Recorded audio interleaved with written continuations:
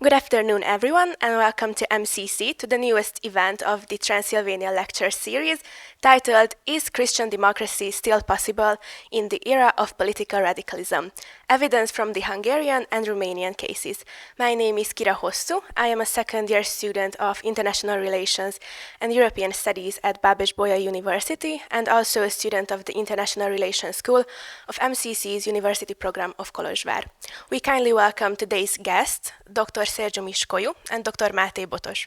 Dr. Sergiu Mișcoiu is a historian and professor of political science at the Faculty of European Studies, Babeș-Bolyai University, where he serves as a director of the Center for International Cooperation and as director of the Center for African Studies. He is an associate professor at the universities of Créteil, France, Szeged, Hungary, and Cheikh Anta Diop, Dakar, Senegal, and has been leading 5 major international research projects. He wrote 4 books, edited and co-edited 23 volumes, and wrote 170 scientific articles and book chapters. His main research interests are populism, discourse theory, deliberation, political conflicts, French politics, transition in Central Eastern Europe, and Francophone Africa. Dr. Máté Botos is an archaeologist, historian, and former dean of the Faculty of Humanities and Social Sciences of Pázmány Péter Catholic University, who chairs the Department of Political Science. He graduated from the Department of Archaeology and History of Eötvös Loránd University, Budapest. He studied sociology at the University of Geneva and sociology of religion in Paris. He is also head of the Comparative Civilization History Research Group and the College Labor et Otium at PPCU. Since 2020, he is the head of the publishing house of Matthias Corvinus Collegium, MCC Press. His main research interests are intellectual history, especially the philosophy of history of John Lukács, as well as economic and social history, and has published about 100 scientific publications and a dozen of books. Today, our invited speakers will explore whether Christian democracy is able to renew itself in the 21st century to the extent that it remains a relevant political factor in the European Union, where the European People's Party does not consider either the Hungarian Christian Democrats or the Romanian Christian Democrats to be sufficiently progressive. We will take an in-depth look at the future of Christian democracy at a time when Christianity is more socially rejected than ever, and democracy is more under attack than at any time since the 1930s. We hope that you will enjoy the discussion with great interest, and I will give the floor now to our guest. Thank you.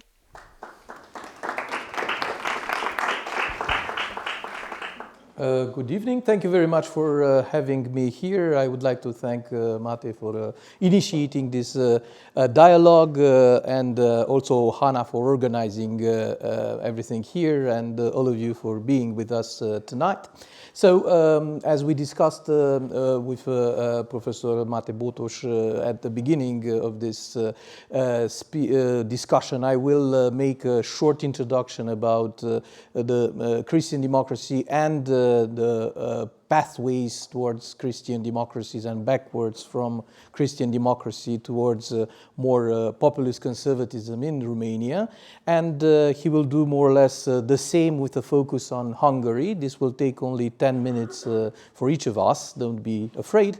And then we will have a dialogue about the future, the conditions of possibility for Christian democracy in the future. So without further ado, I would like to start with my presentation. It's a wrong step. No, it's okay. Okay, so I think that we should start by defining things, and this would be very simple just to settle the ground. What is Christian democracy? And we have 2 exceptions about Christian democracy. The first understanding of Christian democracy is a narrow understanding, and this understanding is that Christian democracy is an ideology which synthesizes more or less what we may call the moral and social doctrine of the Catholic Church. And combines this more moral and social doctrine with the principles of political pluralism. So it's social Catholicism, moral Catholicism in a pluralistic environment. And the condition for possibility for Christian democracy is pluralism, the fact of accepting that there is a competition among ideas, that this is not the only possible doctrine in the world, and that we should tolerate the others. While competing with them, we should have some sort of a dialogue. So Christian democracy can only exist in a system where there is a pluralist democracy, which cannot necessarily be perfect, but which exists down there. And this pluralist democracy is effective. It's not only on paper. It's not like the elections that we had 2 days ago in Russia. That's something else, more or less.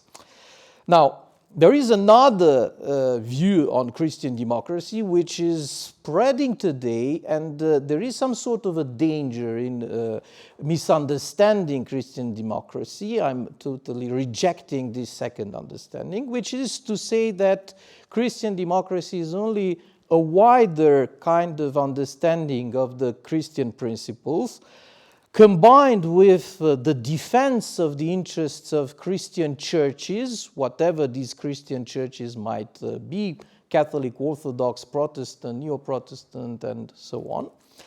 And the logical correlation is that this kind of diffuse set of ideological currents can exist also where there is no such thing as pluralism. They can also be one single doctrine backed by political actors who are in power. And of course, this is something that is spreading now in a quite dangerous way, making closer Christian democracy to the idea of a strong state-church relation, and at the same time making closer Christian democracy to the absolutism of Christian denomination, which is majority in one country or in one settlement, against the other types of doctrines, ideas, being other Christian denominations, non-Christian denominations, but also liberal ideas in the more general term and understanding. And so I would like to stress the fact that I'm the follower of the first understanding of Christian democracy. And according to this first understanding of Christian democracy, we also have a background backing it more than something else. And we have a particular context where Christian democracy appeared in the late 18th century, but especially in the first part of the 19th century, with industrialization, urbanization, with an increasing inequality in this process of movement within the social and economic world. And this is also combined with the spread of two currents, socialism and nationalism, that Christian democracy will fight against, consolidating itself in relation with, opposing relation with these two major currents of the 19th century, socialism and nationalism. More particularly, if we are to discuss about a set of principles applied in a unitary way by the Catholic Church, we should refer to what happened with the constitution of Italy as a nation state, when Vatican and the Papal State was no longer autonomous.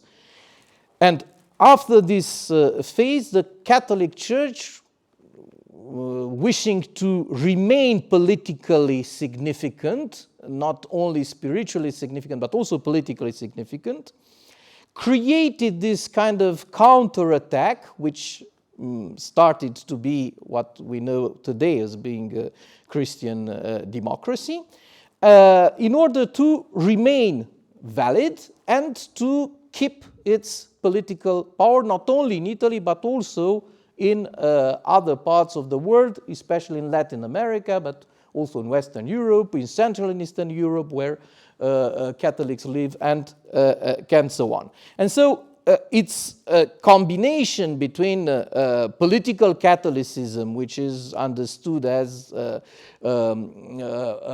reflection over the evolution of the status of the church in the 19th century, and social Catholicism, which is a very clear set of principles countering at the same time the temptations of nationalism and fascism, and on the other hand of communism, Bolshevism.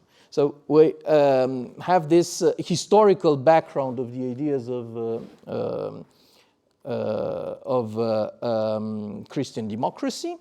We do have some famous contributors, the two popes, Leon XIII and Pius XI, with two encyclicals where we have all the, let's say, doctrinal elements of Christian democracy, and we follow these encyclicals. If you want to understand in depth, we won't do this here, what Christian democracy became over the 40 years separating the 1891 Rerum Novarum encyclical to the 1931 Quadragesimo Anno encyclical, what Christian democracy became in terms of accumulating doctrinal strength, in terms of accumulating also a clear political and social message. And there are personalities, especially around the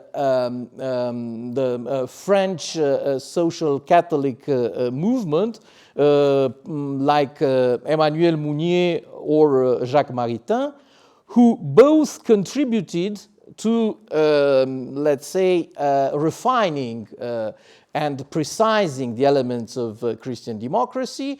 Mounier through personalism, the idea that the person is more important than the citizen or the individual, and with subsidiarity, also one of the key principles of Christian democracy, solving a problem to the less higher element of the hierarchy where it is possible to solve that problem, and a minimal intervention of the subsequent layers if not needed.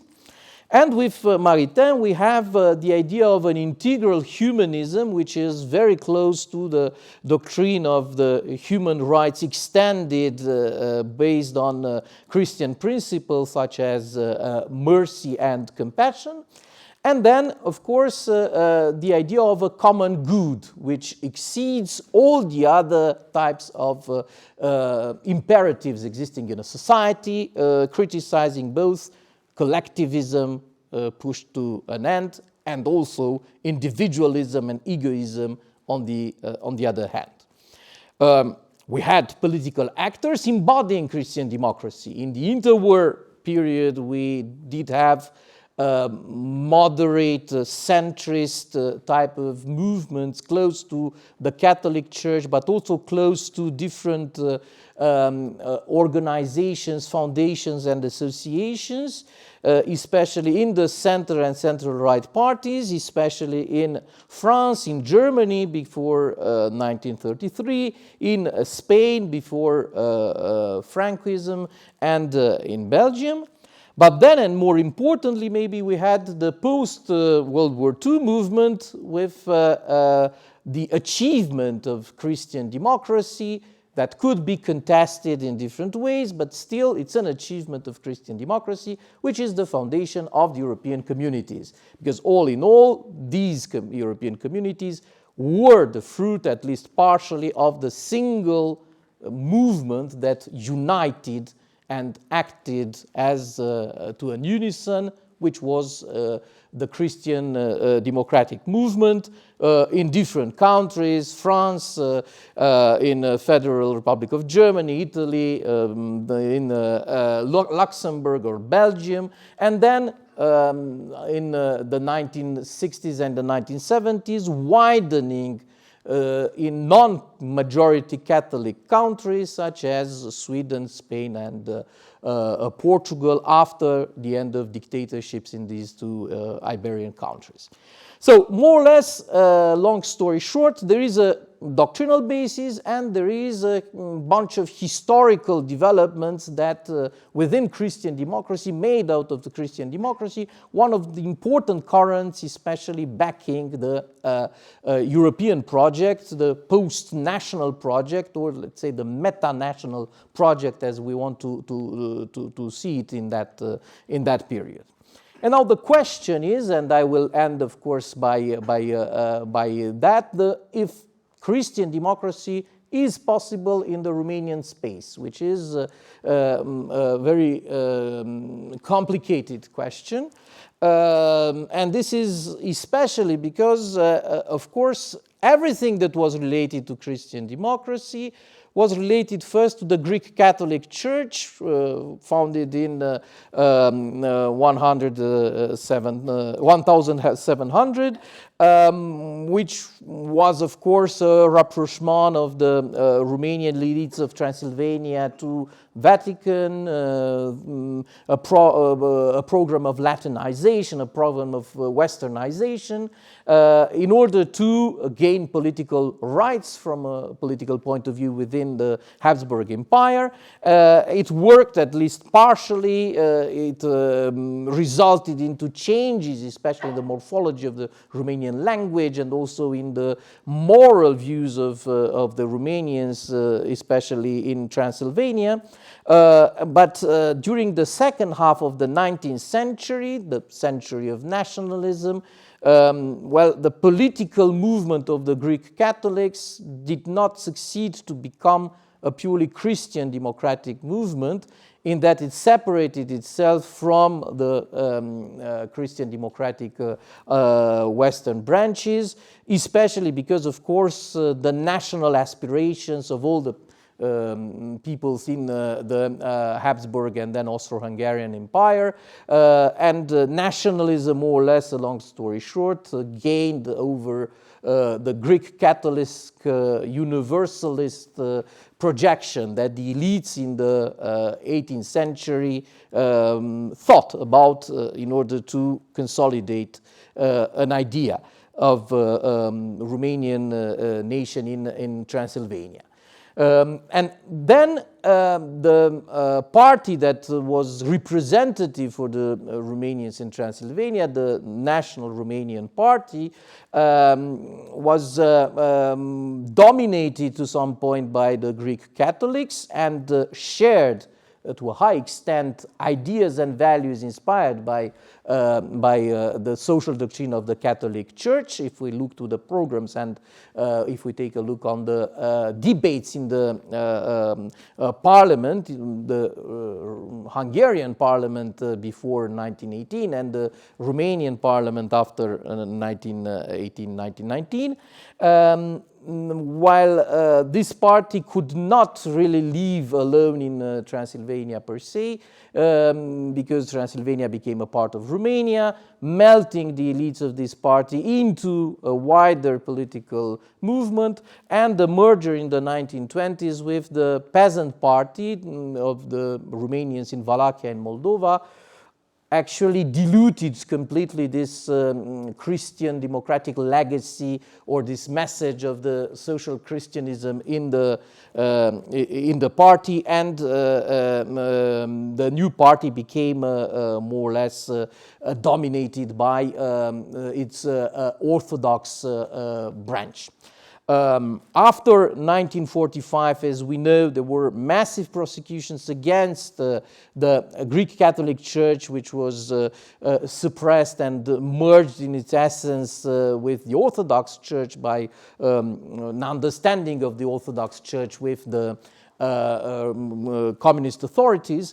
And also the National Peasant Party disappeared. It continued, though, in exile, and it was quite late in 1987, so 2 years before the end of communism, that this party participated in an international conference of the Christian Democratic International, adhering in an official way to Christian democracy, and this resulted into the refoundation after the 1990 of the party, with lots of people from the exile coming back in Romania. And the new party was called the National Peasant Party Christian Democrat. It added the CD in the end. Stronger in Transylvania than in other parts of Romania, with part of identity that remained Greek Catholic with the refoundation of the Greek Catholic Church, and also with claims that were consonant with the claims of the Greek Catholic Church. The restitution of the properties of the Greek Catholic Church, but also the properties of the individuals that were confiscated by the communist regime, but also at the same time a harsh position on abortions that were liberalized in the 1990s and which became an issue of discussion in the 90s in Romania. And rapidly, this party became a party new as a party of the old regime, of the interwar regime, dusty to some extent, but at the same time a party full of moral values and with less compromises with communism and with a very tricky transition. And the story of that party is all in all sad, because it accompanies only the first part of the Romanian transition. As the elder among us remember, in 1996, the Democratic Convention, which was a union of the opposition led by the Peasant Party, with very prominent figures who were Greek Catholic and made references to the doctrine of the social doctrine of the Catholic Church, went to power, and it became for a short period of time, actually 3 years, because the last year was much more complicated and not so decisive, the main party in power in a coalition government. And this was at the same time the pinnacle of the career of Christian democracy in Romania, and the moment where this party started to decay. Because, of course, the transition was very difficult. This party had to deny, more or less, the social fiber of Christian democracy, to privatize, to liberalize, to do whatever was not done in the early 1990s in Romania. And so it became very unpopular among the electorates. The result was that in 2000, the National Peasant Party in a wider coalition was not able to win mandates in the parliament. It was under the threshold for coalitions. And after this moment, any attempt of creating, let's say, historical Christian democratic movement based on pluralism, based also on ideas of the social doctrine of the Catholic Church, vanished.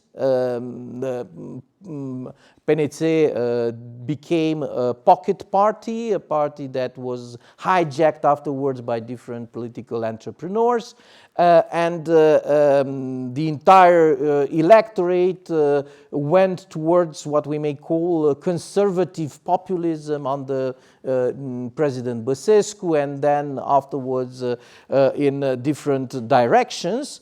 And these directions are actually those that could bring us closer to my final question, because before giving the floor to Máté, we do have, and we all know, strong emergence of the far right in Romania, with hallucinating scores in the polls for the Alliance for the Unity of the Romanians, pretending to be Christian and Democrat. If you look in the program and in the discourses, this party pretends to be at the same time Christian and Democrat. And of course, there is an emulation around this party, with lots of people who believe they are Christian intellectuals who join this movement. And the question would be, is the failure of Christian democracy as a political movement in the 90s the cause and the actual condition of possibility for this development of spectacular development of the far right in contemporary Romania? But I'm sure we will continue this dialogue later on. Thank you so much, Sergiu. I will continue with the Hungarian case, but before I want to... Oh, thank you. It's the beginning. I will. No, but this is mine. No, it's. I will close mine. Well, I will continue with some words. It was really important when you mentioned the Romanian case and the beginning of Christian democracy. Fine, thanks. Well, you mentioned Quadragesimo Anno, that encyclical of Pius XI, which has been entitled after the 40 years of publication of Rerum Novarum. But now I was somehow influenced by that expression. So 40 years is quite a long period of time, and 40 years after the coming of power, of the takeover of the Communist Party in Hungary, we have had that changing of regime as it was in Romania as well. But the refoundation of a Christian Democratic Party was quite difficult at that time, because it was a kind of sleepover. So we slept over that 40 years as Christian Democrats. We haven't had a flourishing period of Christian democracy as it was in Western Europe, where the golden 60s were related to the Christian democracy. So we don't have that chance to point out the positive face and the results of Christian democracy, contrary to the today's existing Western European Christian democratic parties. So we had to refound everything after the changing of regime. And now I want to point out of one special aspect, what happened after the changing of regime with the Christian Democratic People's Party, Keresztény Demokrata Néppárt, KDNP in short. But before, I wanted to highlight that a special Christian democratic-like movement existed in Hungary before the Second World War. It was mostly related to the Hungarian Independent Smallholders Party, Független Kisgazdapárt, which represented a lot of the teaching of the Catholic Church, but it has been dominated by Protestants. No surprise that after the fall of the communist regime, when the Smallholders Party has been refounded, the supporters were mostly, almost 80% of the supporters has been Protestants among the voters. And the opposite, the Christian Democratic People's Party has been mostly, almost 90%, has been supported by Catholics. So it makes a kind of division. So now I will try to talk about it, that second party's fate, because the Smallholders Party doesn't exist anymore in Hungary. So the secularization is a universal phenomenon, and it is present in Hungary as well. It has been forced by the communist regime. It was not a spontaneous process, not unlike in Western Europe, where people left the church, people became lay and became secularized by themselves. Here it has been there has been an oppression in both in Romania and in Hungary. So we have, in that sense, the common fate. In Hungary, the Catholic Church has been forced to develop a certain modus vivendi that means that they haven't had the chance to become the leader of a political and intellectual opposition, unlike in Poland. So we cannot look at the Christian leading figures or icons in Hungary after the Second World War. The religious practices were optional. We became optional for the younger generations that developed an emerging gap between the elder and the younger generations, and the lack of the individual commitments resulted the low ranking of Hungary in that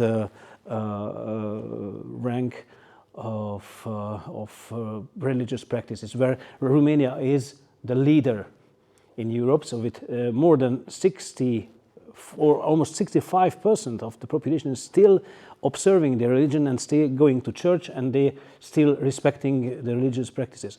Unlike in Hungary, we have only about 15% who are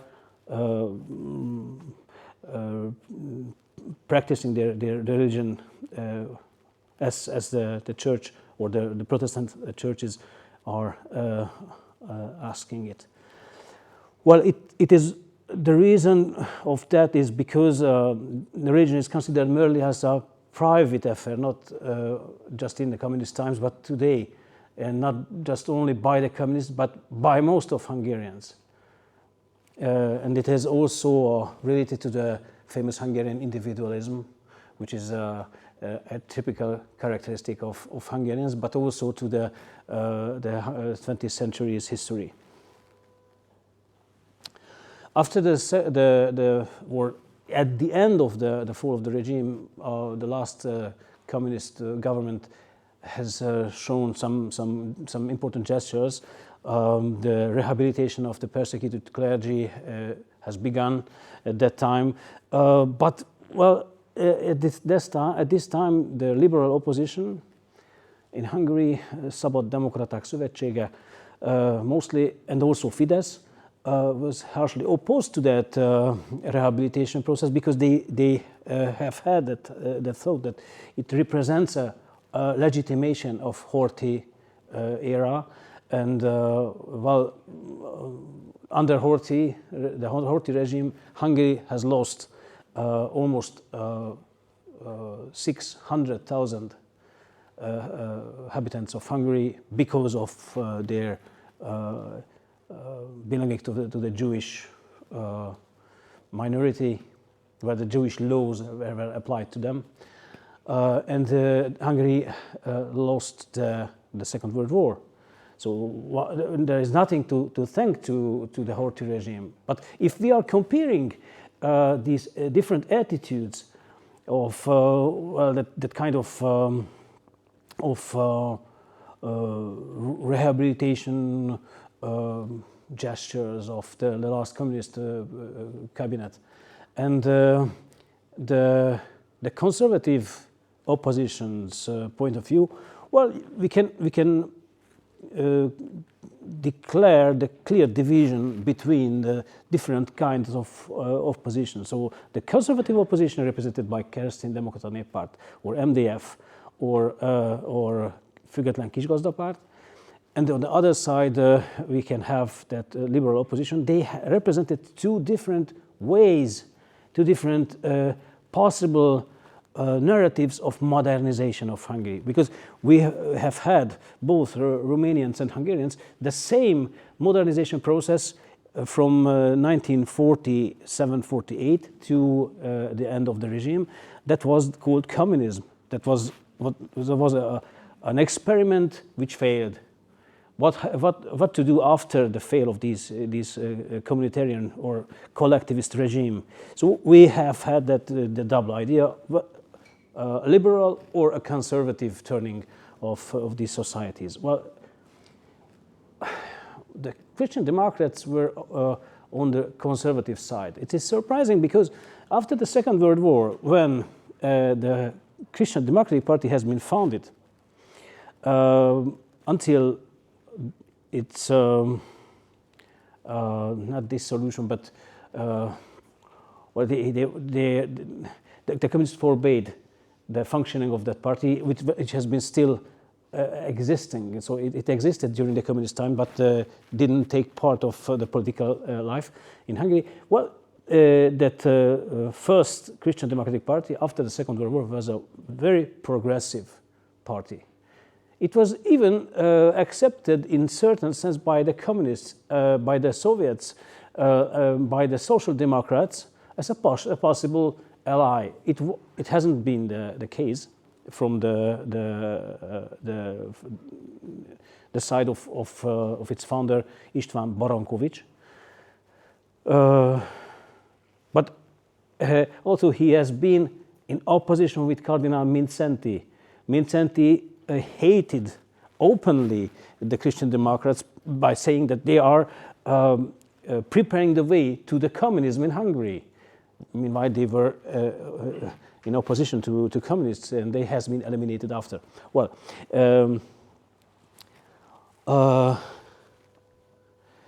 the opposition, as you can see here, there is only two parties which still remains more than 30 years after the fall of communism. The Christian Democratic People's Party, this is the first one, and the Alliance of Young Democrats, as known Fidesz, which has been at that time liberal, while KDNP has been conservative. In 1990, for a big surprise of the Central European analysts of Washington or in Western Europe, that was not the liberal opposition who won the elections, but the conservative Democratic Forum under the leadership of József Antal, and that was the beginning of a new era. His conservatism was justified by a strong commitment to the Catholic culture. But I accentuate it or underline it, to the Catholic culture. It has nothing to do with the Catholic faith. It has nothing to do with the Catholic Church. He respected the Catholic Church, of course, but he was merely respecting the Catholic traditions, the Catholic culture. Cultural Christianism is present in our societies. We respect the churches built by our ancestors. We respect the traditions the others founded. We don't make part of it, but we are proud of them. We don't go to church every week, but we respect people who are going and who does. But we don't. But if it is a matter of choice, we will contribute those who are defending these principles and these traditions, and that is the political form of the cultural Christianism. It is not supported openly by the clergy. Of course, you can understand why. But about the faith of the new elite, like who can understand? Who can feel the others' feelings and faith? It's impossible, but we can make a try. Well, they were mostly the members of the first Hungarian government has been mostly Catholics, and they has been mostly culturally Christians, as Antal József were. And the visit of John Paul II in Hungary was a turning point of it. The first time a Pope came to Hungary was under critics by the liberal opposition at that time of Fidesz as well. We still remember the shouting of Viktor Orbán when in the parliament he told that phrase, or on your knees for prayer because the Pope is here. Well, it is quite surprising now, but well, at that time he was under 30, so he was quite young, and his liberal views were under pressure at that time. He later considered himself as merely liberal conservative. And there was another pope back then. Yeah. Well, I want to point out that Orbán is a Protestant, and his views on Christianism and Christian democracy has quite different meanings in the Hungarian political culture than Catholic politicians, because when talking about Christian democracy, as Sergiu did, well, you know, in the case of the Greco-Catholics in Romania and Transylvania, and then in Romania, that means that they were related to Rome, and that they are serving a non-national cause, but a universal one. We are representing a universal message of justice and fairness and solidarity and so on, but not on national level. Orbán and the actual Fidesz is understanding this as being universal principles, but we have to realize it on national basis. How to apply these universal principles to national realization? Well, but in 1993, a tragical event occurred. That was the fall of Premier Minister József Antal. When Antal died, he was inviting some colleagues and friends to his deathbed, and he has had special messages. And it's not an urban legend that Orbán Viktor has been also invited. And the last message he have had was that take care of your party. Because he was considered as a talented politician by Antal. It's a strange thing, isn't it? A dying conservative is inviting a young liberal and saying, take care of your party. But it was his last wish. Well, he has expressed another one, not to Orbán, but to another friend, and that was his credo, that all I wanted is a Christian Hungary, because only a Christian Hungary has a future. And it has become a credo, a political credo of the Hungarian right and the Hungarian conservatives especially. In 1993, a changing arrived or has begun in Hungarian political culture, and it is related to the death of Antal and to the visit of Orbán to Antal's deathbed. Because from this time, from that moment, the young and very popular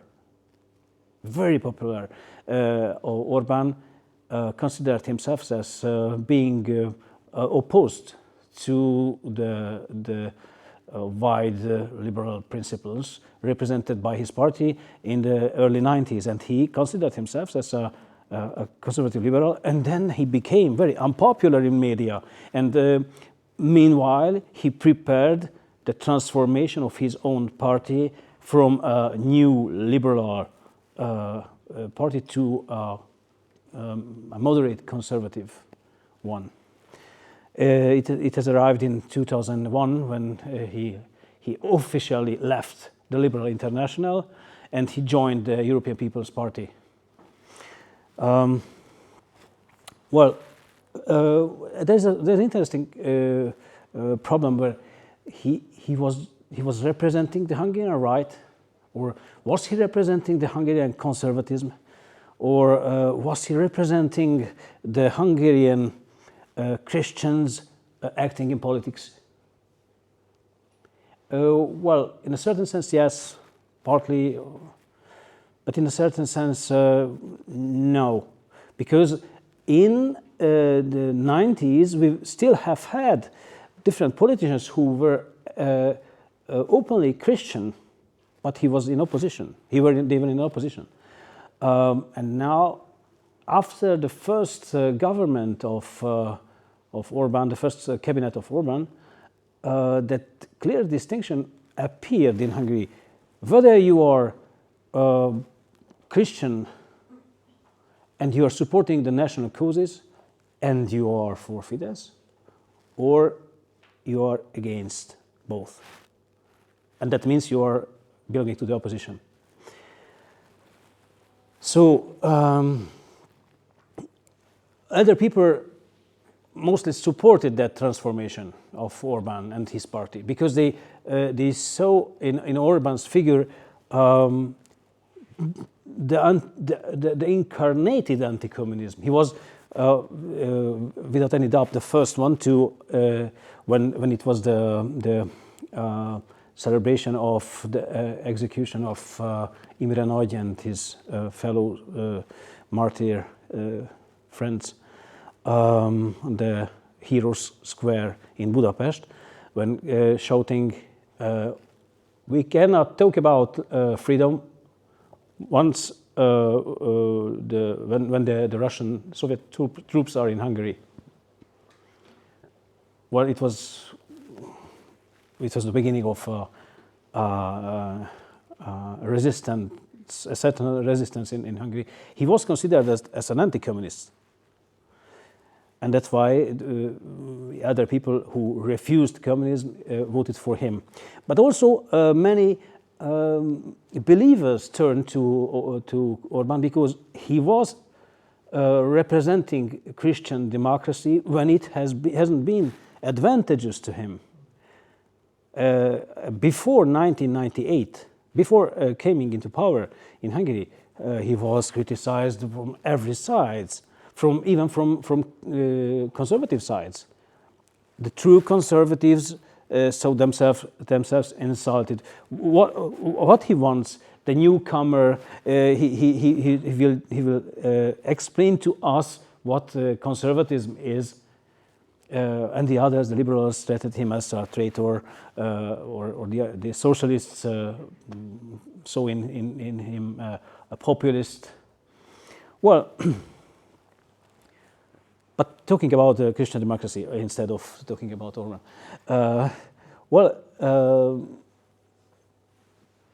In 2002, Orban has lost the elections, not with a small majority of the socialists and the liberals coalition, facing with a small majority of liberals and socialists. But it has a certain way strengthened the messianistic attitudes of Orban. Not in his character. I cannot talk in his name, so I don't know him personally, and I cannot explain you whether he felt himself as a savior of Christian democracy in Hungary or something like that. But the reception was this. He is incarnating the Hungarian right. He was incarnating the Hungarian Christendom. He's still incarnating the anti-communism, the true anti-communism, when the communists are back. Well, to tell the truth, it was, as you can see behind me, there has been some interesting tries from socialist sides to catch the voters, the believers, but it failed. Personally, Péter Megyesi, the prime minister who formed the first government after Orban in 2002, he was more than a cultural Christian, but not a famous believer. But he expressed once that he is a believer, but it was questioned by everyone in 2002 when his past as an agent of the communist regime has been discovered. And then Ferenc Gyurcsány, who were prime minister after Megyesi, ridiculed, in a certain sense, his own past when talking about different things, talking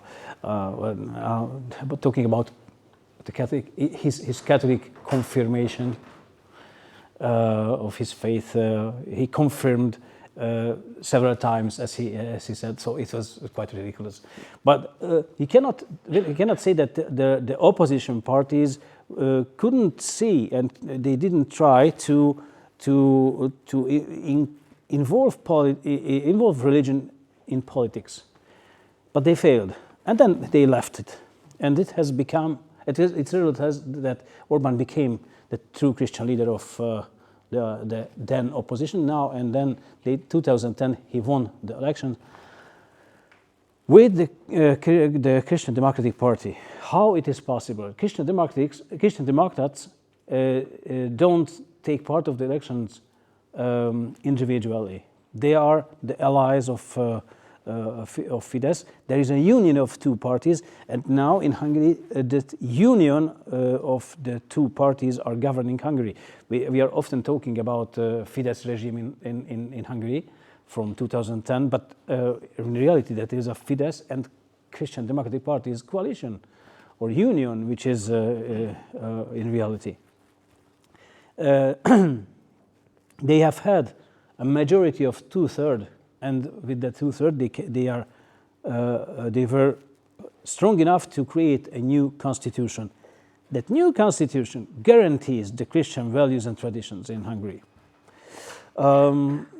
But the government rhetoric has become, after that turn, merely Christian conservative, and it reminded the analysts to the Christian democratic politicians of the 80s of Germany or of Italy, by declaring the exclusivity of the religious and the traditional values. You know, it's a kind of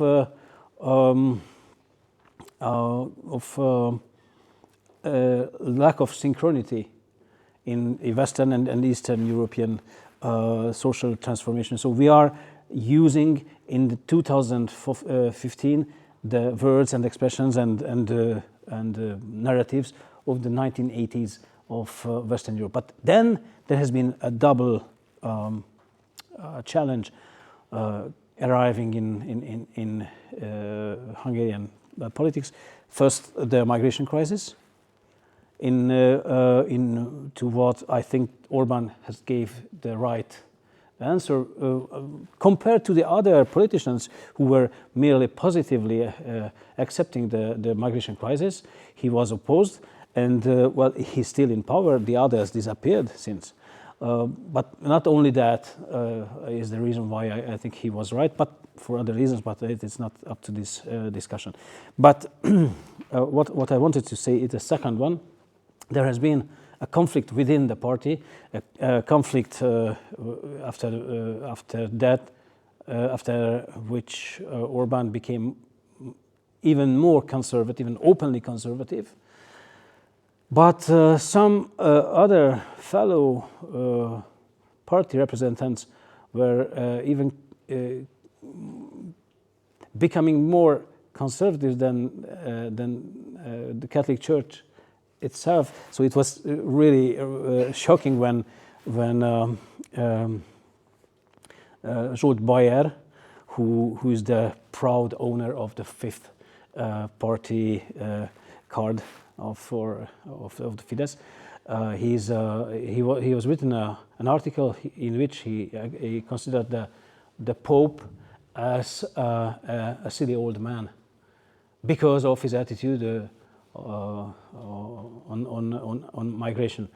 Well, that has had a result of confusion in Hungary, and others. So some liberal conservatives joined the opposition, and they left Fidesz. And others also formed a new party. It was the then supported Jobbik.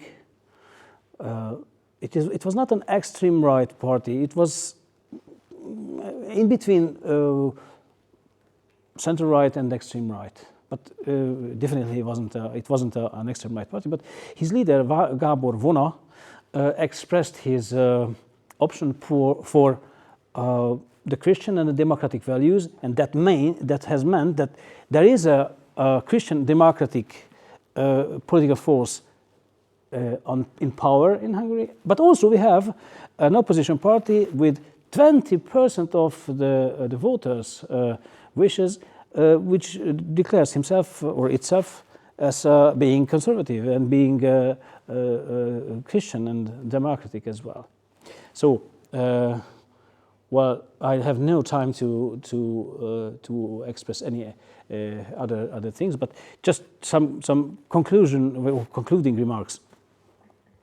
Well, first, also the religious practices which are openly supported and celebrated by politicians since 2010 mostly, the faith in God remains in private sphere. People are not more devoted to religion than it has been before. So apparently these efforts of replacing religion by political wishes is unfruitful.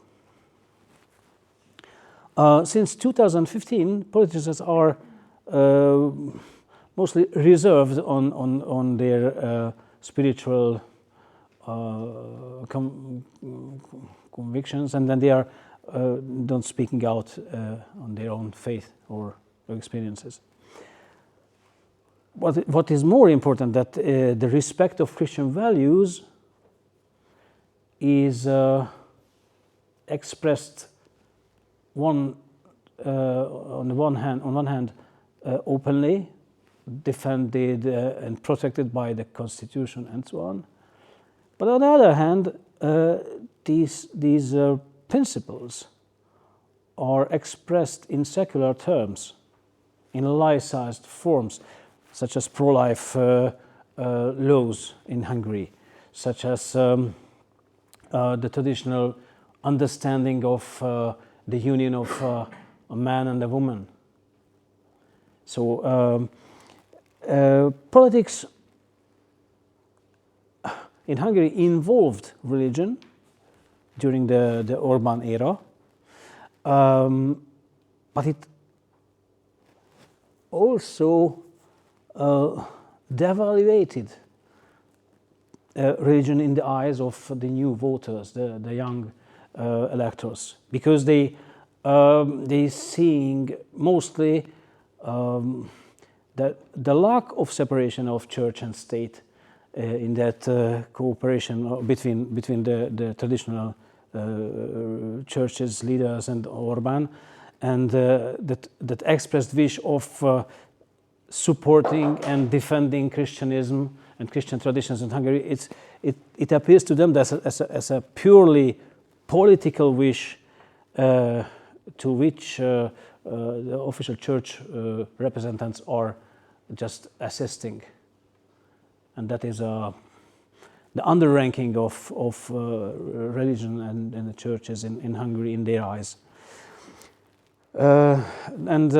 Just two remarks. The apparent appropriation of the Christian legacy by the ruling elite is considerable, not just in the general understanding or the common sense, but it is mostly expressed by politicians themselves, that we are representing the Christian heritage, we are representing the national legacy in Hungary.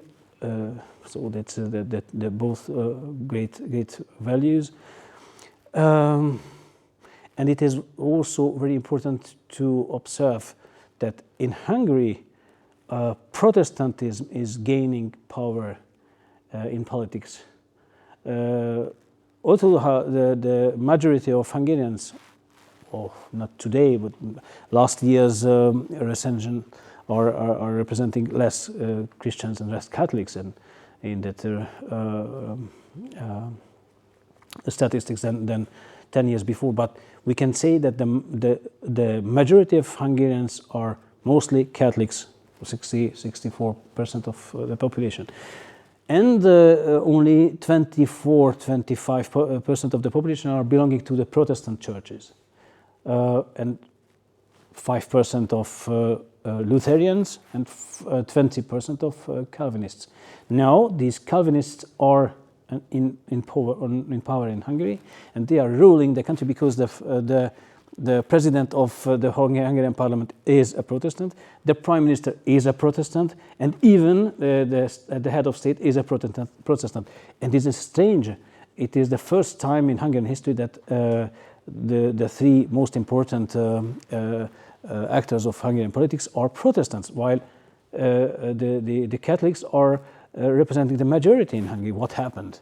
So this understanding of Christian democracy is influenced by these important Hungarian politicians, head of the state, the prime minister, the head of the National Assembly, and that means that we have quite different vision and explication of Christian democracy today in Hungary than it has been after the Second World War, and that distinguish our narratives from the Western narratives as well.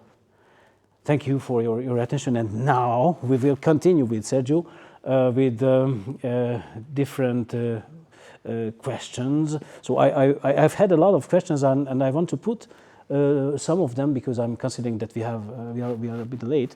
But after then, I think if you agree with me, we can ask the public also for some questions.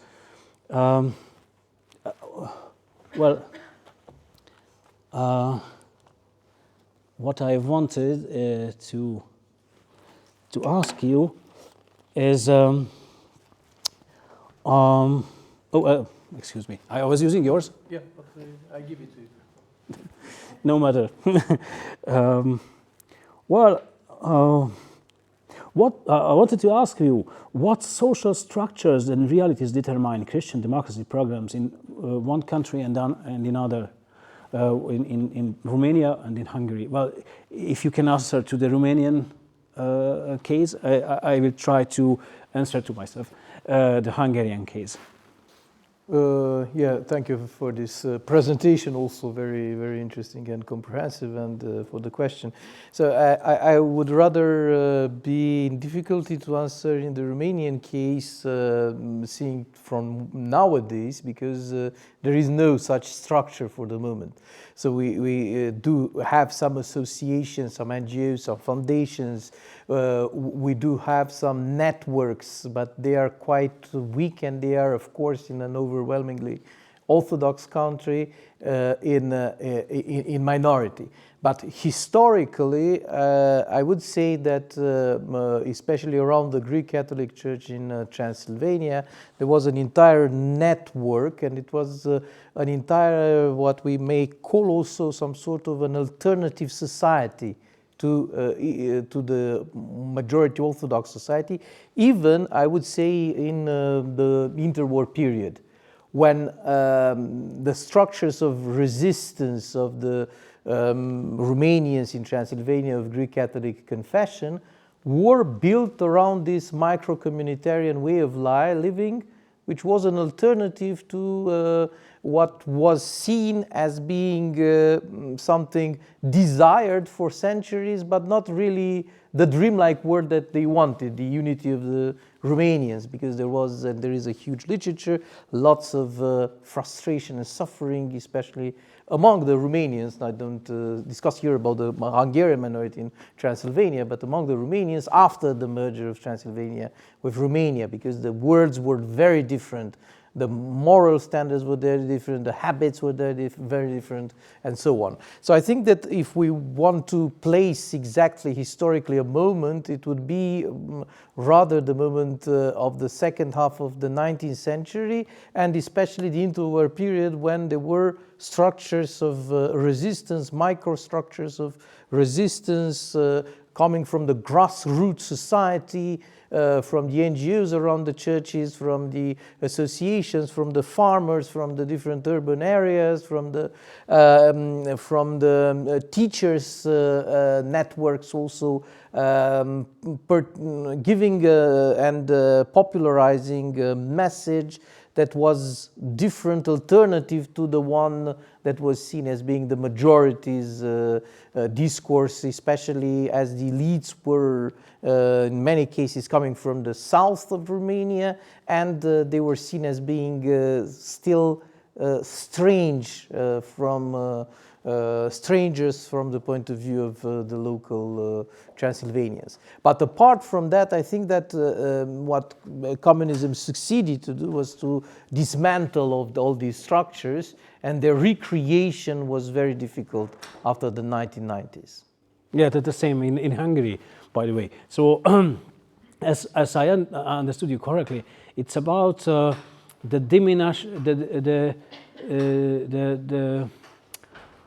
how to say, the disintegration of traditional urban society in Romania when the Greek Catholics has been officially dissolved and the practices were forbade by the communist regime, and then that has meant that all Romanians had to follow or support and quite another way of modernization, and there hasn't been any cradles or to counterbalance that wished by the communists.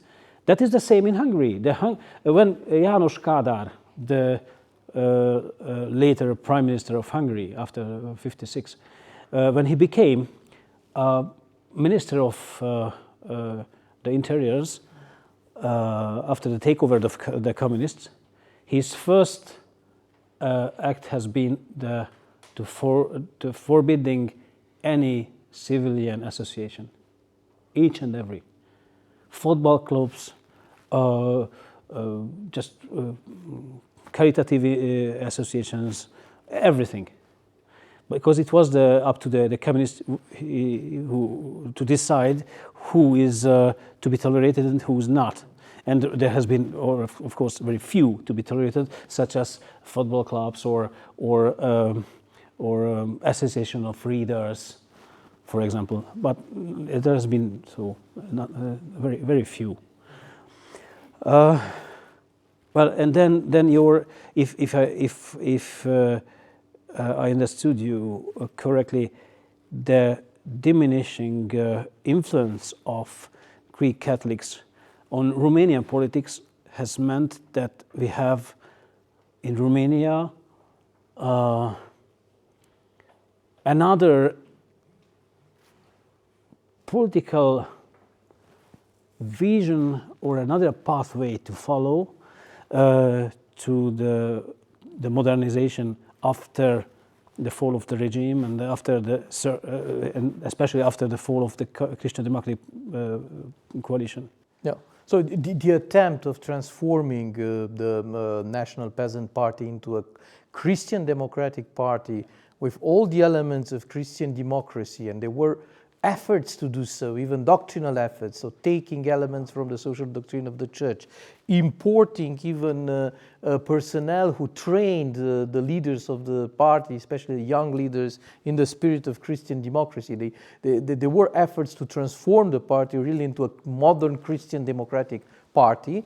And the failure of this party as a party encompassing all these trends coming from the Western Christian democracy also translated itself into the weakening of, let's say, a legitimate pluralistic Christian stance in the Romanian society, leaving a room for, let's say, integrist orthodoxism, so for another kind of attitude within society which attaches the Christian values to the interests of a particular church, which is national dominant and which is, of course, very, with which all the others are very uncomfortable. But this creates a strong emulation in society, and of course this means also that there is no room for debate, no room for discussion. So the lack of pluralism that is also attached to that, and that's quite dramatic from the point of view of the faith of Christian democracy in the 2000s. Well, just before giving the floor to the audience, I just wanted to highlight that in Hungary, the political elite today, which is in power, is representing that wish to lead the Hungarian society towards a future which is designed after the principles of Christian democracy, which means the social market economy, justice for all, and higher wages and more comfortable conditions to everyone. Well, but you know, as it is often said that when we are going through the woods, we are stifling for not having fear. When we are talking about a lot of Christian democracy, there is always some question in our mind. But is it normal to talk about so much about something, or acting as a Christian? So talking as a Christian, it doesn't replace the acting of a Christian. And well, I think that the most important in Hungary is that in that case that the Hungarian political elite is trying to make a definition what a 21st century Christian democracy has to look like. Nobody knows. Everybody in Western Europe are representing an old-fashioned Christian democratic tradition, which is not adapted to the modernity. If it is so much adapted, as it has been in the case of Germany, they will lose their supporters. It will be not. It will be not, but another form of liberal progressism, a bit conservative, but not so much. So how to be adapted to today's challenges, and being conservative as being and being representatives of the Christian democratic legacy. That's the biggest question, and I don't think that in Hungary we could develop a full answer to this. Although Viktor Orbán's wish has had 6 years before, after the elections, that I need an old-fashioned Christian democracy, but because it works. Well, thank you for your attention. The floor is yours. So, what do you think? Does the Christian democracy has a future in Europe? In other words, do you think that Christian values are still strong enough to this movement to gain supporters in Europe in any time in the future? Shall I start? Yeah, it's a very good question. It's actually the question today. There are two possible answers, I think. The first is to say that, of course, there is no room for that because of the simple fact that this political scheme form that was conceived around Christian democracy was very much attached to a period of the European history, which was the post-45 period, where there was a need for cooperation, there was a need for new construction, and there was a need to fight strongly, decisively, nationalism and in all its forms. And if this is the condition of possibility for Christian democracy in European politics, so we're not there, and it is very unlikely to be there sometimes. But the second kind of answer could be that lots of values, and even the core values of Christian democracy, were to some extent transmuted in different political parties, in different political movements. Starting with the social democratic movements, to some extent, some of them are really a lay version of the Christian democratic values. If you cut the Christian roots and the references to the to the social doctrine of the Catholic Church, then you can very well find in the more moderate social democratic platforms today and even before today, elements of Christian democracy and maybe even the core of Christian democracy. Of course, this is also another discussion. Social democracy itself is threatened almost everywhere, but still Christian democracy can reinvent itself paradoxically by around the center, by working with moderate elements of social democracy, of moderate conservatism, of moderate liberalism also. If we have this wider definition of future Christian democracy, I think that there is some sort of a future in this, let's say, centrist movement, provided it protects some more classical values. This happens in some cases with some of the conservative parties, but also some of the center left-wing parties. In Portugal, for instance, this has been the case between the socialists and the social democrats, with this compromise around the center with the moral values. In other countries, we can see this this happening, and this creates some sort of a hope. The biggest threat is still the radicalization of Christian values and their incorporation per se in populist nationalist movements. We are very well placed, unfortunately, in this part of Europe to see, to witness this caporalization of the Christian message by the far right and by elements of the radical right.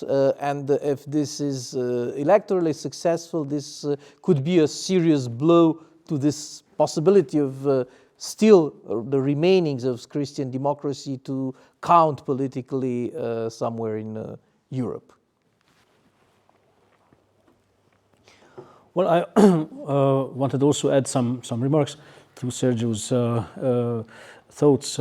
First of all, that Christian democracy is a typically European invention. Christian democracy has been and still is a very European paradigm.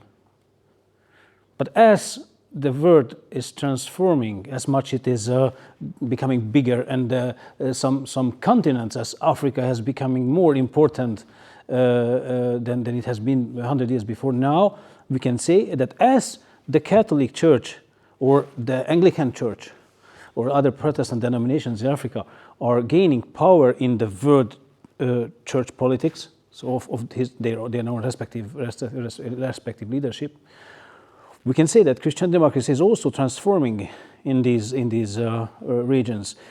Some Christian democratic parties are very influenced in Africa, not just in Latin America or in Europe, but also some parties are existing even in Southeast Asia, which are representatives of the Christian democratic traditions, but they are transforming, and they are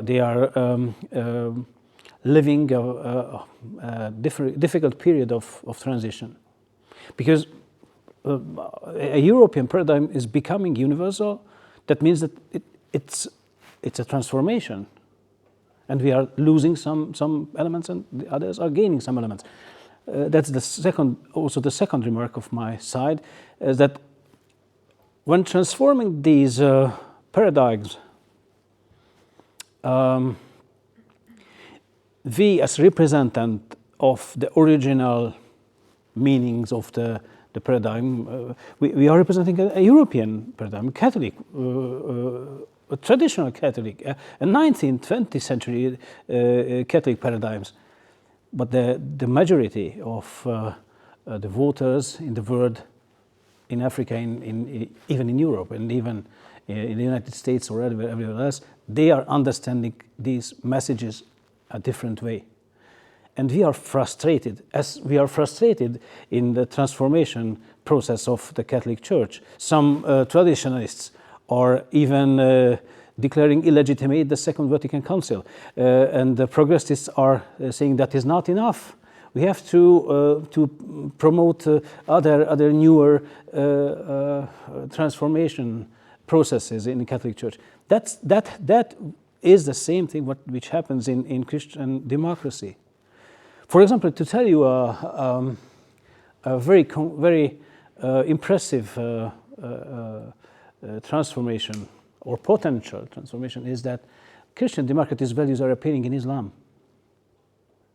Not only in Europe, not just in Christian Democratic Union in Germany, where a Muslim platform has been formed officially about 10 years before. You can imagine that oxymoron, an Islam platform within the Christian Democratic Party.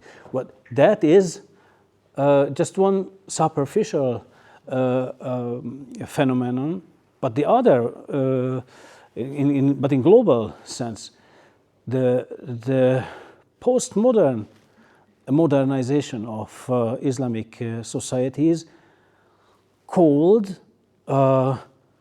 and created movements which reflect the Islamized, the Muslimized version of the originally Christian democratic principles, such as subsidiarity or solidarity, and the democratic argumentation.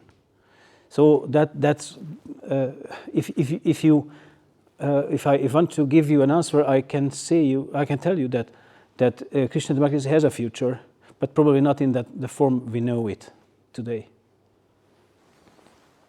Just to add an example very shortly, in Cameroon, all in all, we have 320 political parties registered.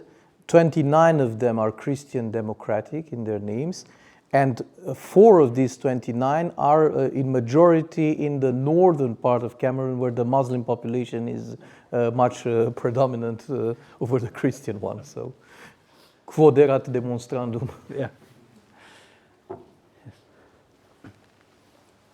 Thank you. I wanted to ask both professors, what are your thoughts on the transnational influences that we are observing, especially the ones coming from the evangelical organizations in the United States, for instance, but in Romania also from the Russian Orthodox Church. So there are these linkages, and we see them in Hungary, for instance, very visible with these CPAC tendencies from Orban, and perhaps the influence of the MAGA Republican Party is having on the current populist wave that seems to be permeating through Europe at the time. I'm sure that this has some sort of influence, and I was wondering what your thoughts are on this. I cannot always let Sergiu to answer first. So, but I promise you to be short. Well, about Hungary, I can tell you that there is an interesting transformation of the attitude towards the Neo-Protestant communities. Orban himself, by the way, it is very interesting. Orban has never called himself and his government a conservative one. So he's supporting the traditional denominations, but he is also accepting, tolerating, and even supporting some neo-Protestant communities. And it is possibly because he's well, fairly pragmatic.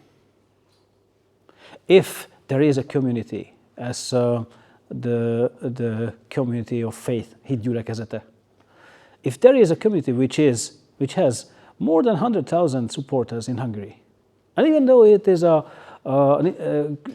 creation of a single pastor, it is just a creation of a neo-Protestant movement. We have had a lot of them after the fall of the regime, but it survived and is still helping as a Christian denomination Orban and his politics. Well, he accepts it, and he won't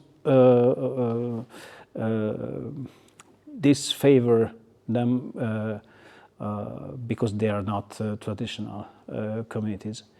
But it is possibly because of that growing influence of neo-Protestants of the United States in Central Europe. After the fall of regime in Romania, a lot of new communities has been founded, Baptists and different other communities, and mostly among the Roma communities in Romania. That was a bit the same in Hungary. There is a hungry for religious expertises, a hungry for faith in Hungary, and apparently these devoted Christian communities are much more helpful and much more able to feel that Hungary of Hungarian would be believers than the traditional ones. But also, I think it is pushed from the back by American politicians, by neoconservatives and conservatives, and that has that special feeling that we have representing now a political power in Hungary which considers himself or itself a Christian democratic oriented liberal conservative force, but which is considered outside of Hungary mostly as a populist, because it is adapting its point of views and its positions to the popular expectations. And that is the same what happens in the United States. They are electing those who represents something the majority of people think. And Orban is in power, and he don't want to resign. He wants just to adapt his politics to the public expectations. And if the expectation is that tolerating the neo-Protestants, so he will be open to this, and in special other cases as well. Special other questions are also answered by him this way, in a pragmatic way. I will just add that, let's say, evangelical political entrepreneurship has gained lots of room since, I would say, the 2000s, especially after the crisis that Central Europe passed through. In Romania, there is also a process of heavy penetration of the political life by these neo-Protestant milieu. Now, they are, or they were historically and still are to some extent, split between the Liberal Party with some branches of the Baptists and the Pentecostalists, then with the new far-right party, AUR, with lots of evangelical members of different evangelical churches. And what is also very salient now now it's the concentration of these trends. If we have a look how they are mentored and managed from the United States, let's say we had a period of pluralism in the 2000 and even in the early 2010s, where independent branches of different churches just fueled money to political entrepreneurs, and you had in different parties, you had the former mayor of Arad, who was a member of PSD, Social Democratic Party, but neo-Protestant with money from the United States and with an entire system connected to the United States. Parallelly, you have the famous pastors of the Liberal Party in the parliament, then you have other people in different other parties, so it was much more pluralistic and much more competitive, both in the United States and in Romania. And I would say since especially 2015, 2016, there has been a process of concentration in that nowadays there are people identifying networks within the Republican Party or in the realm of the Republican Party more vaguely, managing on purpose different projects, and one of the most, let's say, to some extent successful and some extent unsuccessful project was the 2018 referendum for the traditional family in Romania, which was a failure in terms of outcome, but still it was a very good demonstration of the electoral capacity, strength and mobilization of the neo-Protestant church. And also the election in 2020 in all the counties where massively the neo-Protestant population voted for our candidates, some of them being connected with the evangelical churches, shows very well that this process works. It's much more concentrated, much more organized that it was before. And from this point of view, of course, this is a direct challenge to the idea of a pluralistic Christian democracy, of which we discussed about.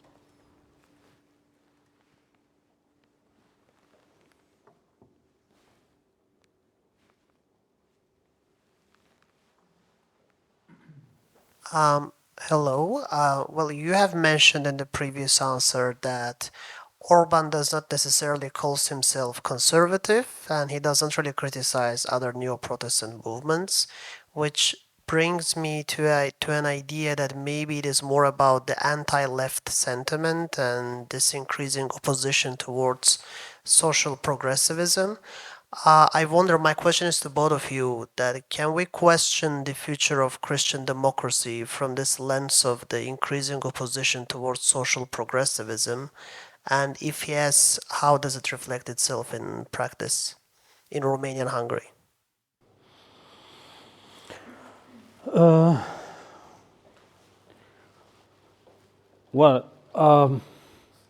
Orban has a special traditional vision of family and special traditional vision of man.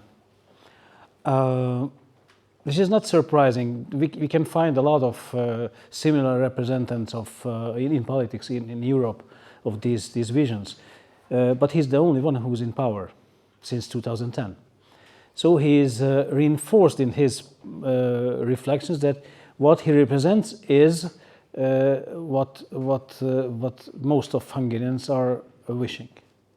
So therefore, by the way, there is really a close connection between the political ideologies' successes and the anthropological views of man and the families in societies. So if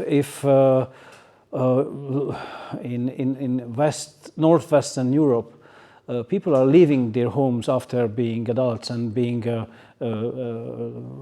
serving their lives and gaining their monies and living independently from their parents, where there the individual liberalism is much more accepted than in Orthodox Europe, where people are mostly living in close connection to their family members. So there is a much stronger social tissue.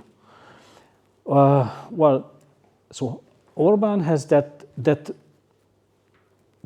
understanding of society that people do not want to be alone. People do not want to realize themselves alone.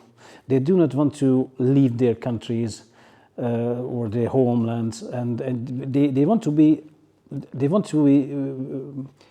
be part of a community. And he's serving that cause. And if he's supported in that vision by any communities, they are his allies. If it is the neo-Protestants or the traditional Catholics, well, who cares? Even Scientology, the Church of Scientology is supported in Hungary, and it was not the communists, but Orbán who led themselves to expand their activities in Hungary. So I think that to answer to your question, what left is, what social progressivism is. If social progressivism means economic justice for all, as it has been the title of the American Bishops' Conference in the late 1980s. Well, if that represents these aims, Orbán accepts it and supports it. If it represents the deliberate changing of gender, if it represents the deliberate changing of identities, or national, or really, or any other kind of identities, he's opposed to this. Left. I think it would worth another discussion. But what is the left? Well, if you are talking about the 19th century left-wing parties, these are mostly fighting for equality in juridical and economic terms. People must be equal and then free. The aim of liberalism has been people must be free, then if they are not equal, who cares? Freedom is much important much more important than equality. But today, what left represents in Europe? We are talking about the left. What kind of left? Equality to the inhabitants of a country. But if we are talking about equality in a country, well, the problem is that we're facing with global problems. Here in Kolozsvár, we are facing with Nepalian and Filipinos who are working here and selling different products to the consumers. What about their interests? What about their equality? Well, if they are not part of the political body, if they are not voters, their sort is not important to the left politicians. And that's why I think it is not just being against the left in general terms. Orbán's politics is full of left-wing characteristics. Defense of the family. Well, you know, my wife has 5 children. We have 5 children. She could be easily go in pension even today, because she deserved it according to the Hungarian legislations. But it could be a left-wing characteristic of politics, but surprisingly, it was an invention of a right-wing government in Hungary. And we can talk about a lot of other features. But seriously, I think that left doesn't mean anything in that context of 21st century. It is used by right-wing politicians to design everybody who's against them. It's very useful. They are opposing national interests because they are representing the left. They are against the family because they are the left, and so on and so on and so on. But it is a kind of it's a way of thinking. The progressists used during the 90s and the early 2000s when designing everybody being on the left or the right side as extremists. These are extremists. They protect the family. This is a right-wing extremism. They are protecting nationalism. Nationalism, that is the most embarrassing word for a true left-wing politician. We do not accept any form of nationalism, although nationalism has been invented by left-wing politicians. But time changes.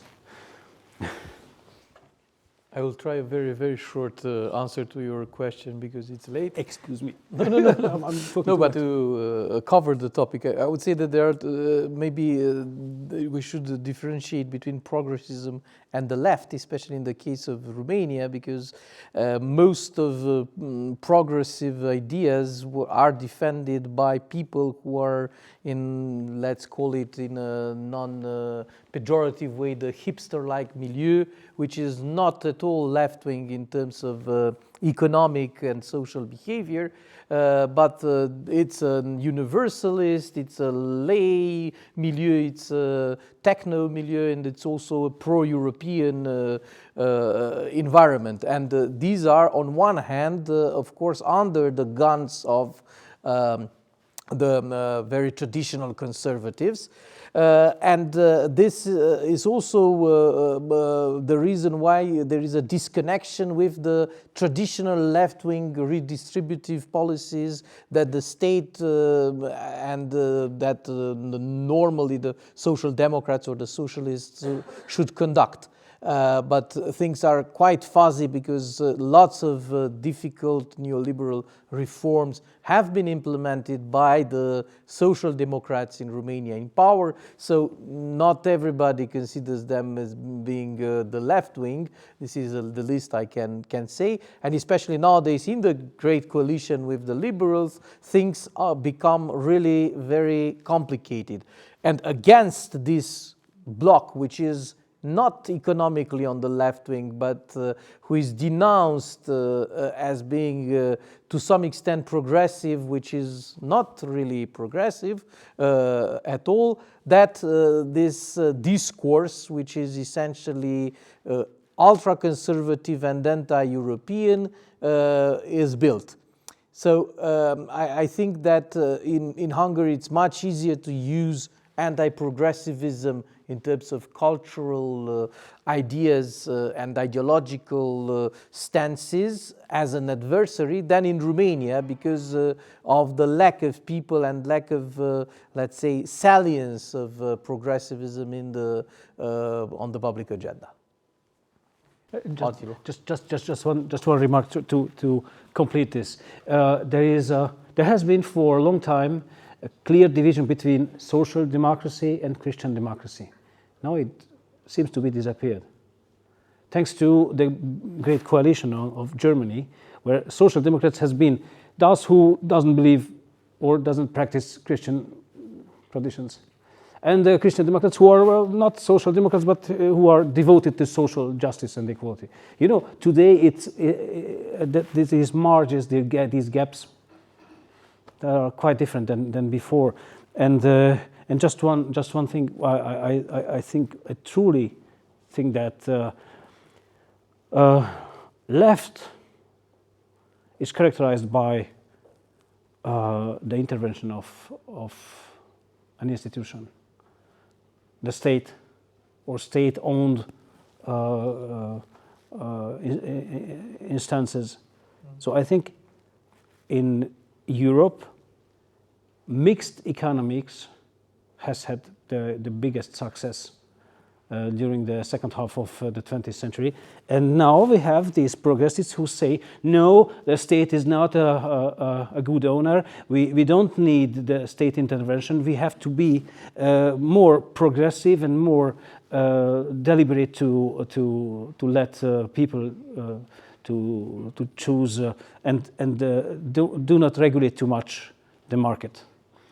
But if you are saying that, you are just saying now presenting the agenda, as is often said, of neoliberal progressivism.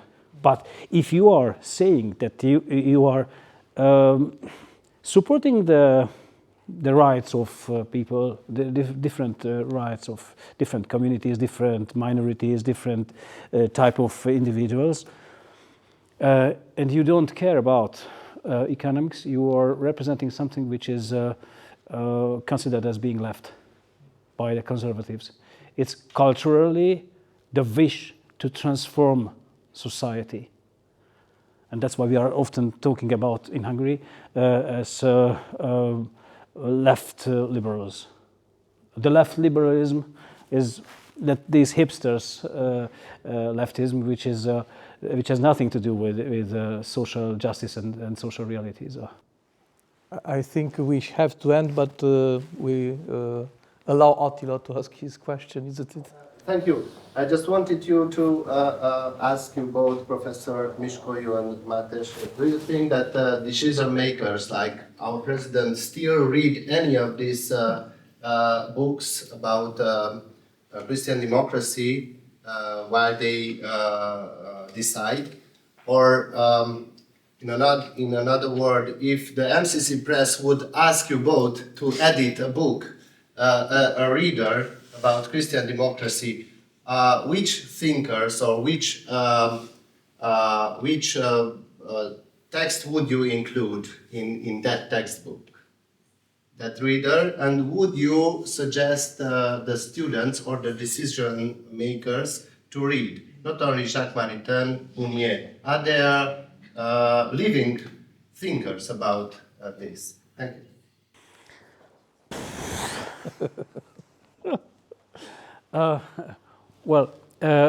MCC Press is still editing different works of the makers of Europe. My favorite is Jean Monnet, because I think he was a guy who understood quite well how society works, and he understood that without good economics, there is no good politics. Without good rationalistic governance, you don't have to. You cannot influence society. You cannot convince people to vote for higher aims and higher reasonings. A conservative party. But what is more important? I don't know whether other politicians are that use of reading. But everybody knows in Hungary that Thursday is a day when you cannot disturb the prime minister because he's not reachable. You cannot reach him, because he is still in his bureau and is reading books and articles. He is reading the most important classical works of today's authors, the contemporary authors. I think it is not very common among prime ministers. But one remark, which is probably the most important one to your question. If you are reading a book, does it have an effect? But we are talking about Christian democracy as an idea, but it is an action. Without the help of civilian associations, neither in Belgium nor in Italy, Christian democracy could not win for decades, because if you are organizing yourself if you are representing small communities, if you are representing a force which express a special wish, politicians has to respect, then you will reach your goals. Without this, you are just have that nostalgic feeling, oh, the good old days where in Europe has been ruled by Christian Democrats. Christian democracy is beautiful, Christian democracy is good. Well, what is Christian democracy? Christian democracy is associationism. Christian democracy is communitarianism. Christian democracy is the basement of the society, the family, the small communities, the community of believers. The smaller is better for Christian Democrats. And that is the challenge to your, and it's the answer to your question as well. Whether we have a future to Christian democracy? If we organize ourselves, yes. If we do not, badly. Yeah, very shortly. This was a very good advertising for reading, you know, because Orban has been in power since 2010. Reading, so those who would like to remain in power, they should read. You're right. They should read, or to get to power, they should read. I'm pretty sure that the others don't read, and that's a clear statement based on empirical evidence. It's quite sad, but that's reality. And if there was an author, I think that I would rather evoke somebody we work with a lot, which is Chantal Del Sol, but not Chantal Del Sol writing in her last, let's say, 10 years, where when she went towards a more, let's say, conservative path, but rather Chantal Del Sol of the 1990s, early 2000s, especially her writings on subsidiarity, because the essence of Christian democracy, the legacy, and also the logic of building communities is all encapsulated there. No, officially not. Depends now on the decade of Titus Livius. It could be interesting. But you know, Machiavelli is considered now as something horrible, the pure pragmatism. But it works. And how? What do you want? You want to be idealistic and being unable to have support from the majority of the population, or being pragmatic and being, if it is necessary, to be a bit Machiavellistic. Yeah, but at the end you will reach some ends. Better the small today than the big one once a day. So I think that Machiavellism is very much transformed and disfigured, misunderstood, because it describes the real nature of power. It is not a moral encompass. It describes how politics works. Well, maybe the next debate would be on Machiavelli, because it's a very good. Yes. Yeah. Thank you so much for your presence. Thank you for your patience. Thank you.